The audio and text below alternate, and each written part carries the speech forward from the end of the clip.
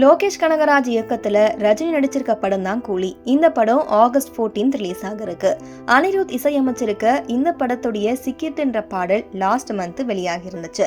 அந்த பாடல்ல டி ராஜேந்தர், அனிருத், அறிவு இவங்க 3 பேரும் டான்ஸ் ஆடி இருந்தாங்க.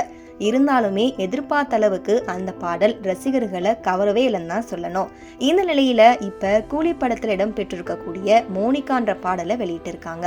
பூஜா ஹெக்டே நடனமாடி இருக்கக்கூடிய இந்த பாடல் ரசிகர்கள் மத்தியில மிகப்பெரிய வரவேற்பை பெற்றிருக்கு. அதோடு யூடியூப் ட்ரெண்டிங்ல ஃபர்ஸ்ட் பிளேஸை பிடிச்சிருக்கு.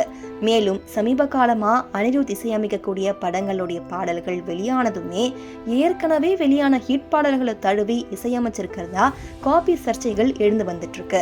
இந்த நிலையில இப்ப இந்த மோனிகா பாடலானது ஏற்கனவே அனிருத்தை இசையமைச்ச விடாமுயற்சி படத்துல இருந்த சவாடிகா பாடலுடைய காப்பி மாதிரி இருக்குன்னு நெட்டிசன்கள் விமர்சிச்சுட்டு வராங்க.